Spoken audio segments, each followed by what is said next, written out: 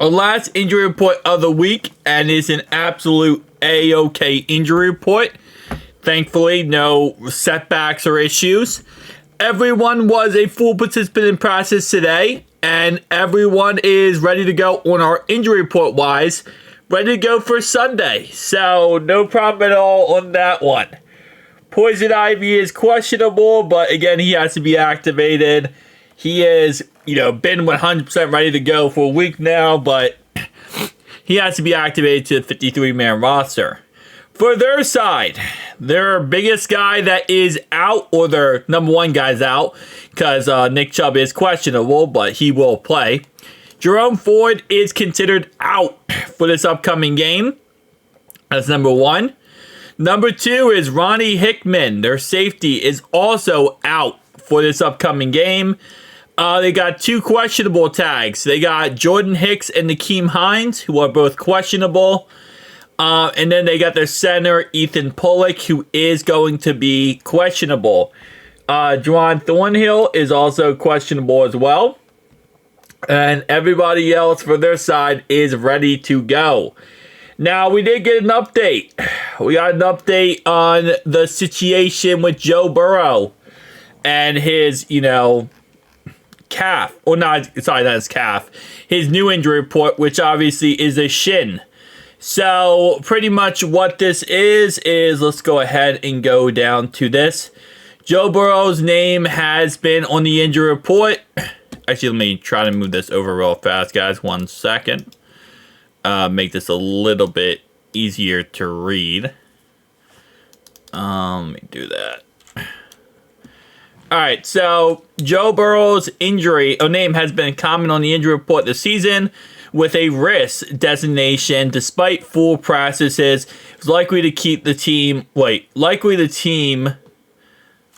it was the team likely just being an extra careful about the whole unfounded NFL investigation from last year. Yeah, you have to put everyone in the injury report no matter what because of, chances of problems and, inflammation and stuff like that. Anyway, yes, he did have a shin injury that popped up. According to Bengals coach Zach Taylor on Friday, there is no issue, and Burrow was merely sore. Okay. He was sore. Kind of what we thought. It was a nothing burger.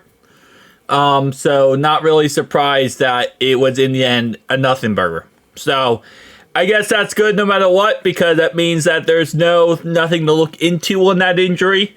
And hopefully, we're kind of just done where it is right there. So that's good. Next thing we have, Bengals urged to trade for cornerback ahead of trade deadline. Who is this?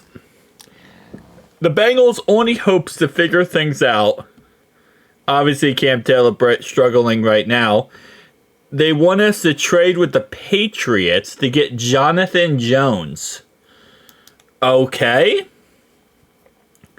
That is a interesting situation. Jonathan Jones. Let's look him up. Because I've not looked up Jonathan Jones in a hot minute. It's been one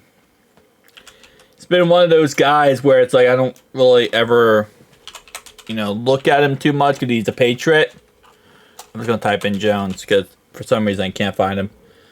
Okay, let me just copy and paste his name because apparently even when I do that, it's not working. All right. Hold up. Let's just go to Jonathan Jones. Just going to copy and paste his name here.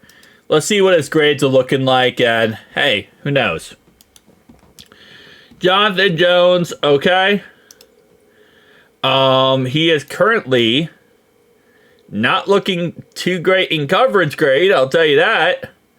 That's not what you want to see coverage grade-wise, especially when you're telling us to trade for the guy. 63.3 defensive grade, 41 run defense, and 60 pass rush. Okay. Again, not really a situation you looking forward to seeing grades like this.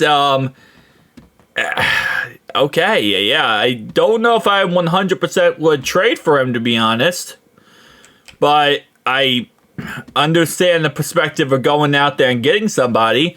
But the last couple of weeks does not seem to be very good. 40.1, 76.1, 61.3, 67.5, 57. And the Patriots actually have a pretty decent defense. So them having really bad coverage rates with this guy is actually really concerning. Yeah, I don't know if I would go for him, to be honest. But, I mean, it's an option. It's definitely an option, you know. Keep all your options available, pretty much, is how I look at it. All right, our last thing today is analyst Dalton Wiseman makes MVP statement about Joe Burrow. Okay. Let's be real. Let's be real.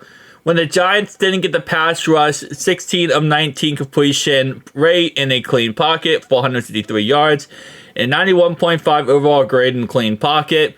This is what Joe Burrow does. I mean, if there's any doubt that he's an elite quarterback, I'm not sure what part you're doubting. Well, yeah, I think everyone knows he's the best quarterback in the NFL. Whether or not they want to admit that, you know, that's kind of up to them. He's just one of the, 3 or 4 best quarterbacks in the league. The team that don't usually get off to these type of starts, they usually at least in playoff contention, right? So the Bengals are going to get back in this. Obviously, Burrow's raging hot right now in this game.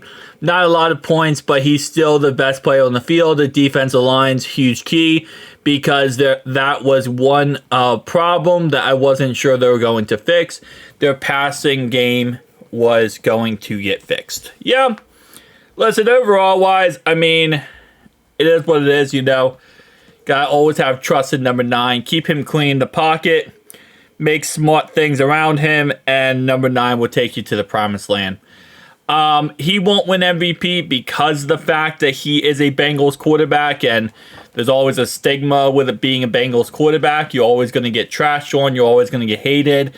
And the media is never going to give you the truly what you deserve. It is what it is, you know. It's not something new. This is not something like, oh wow, this is crazy. Like, no, this is something that has been going on forever. Either you accept it and you deal with it, or you just, you know, sit in denial and act like it's not happening. And that's what a lot of NFL fans do. So it is what it is. Tell me down below your thoughts, opinions, guys. I'll see you guys in the next one.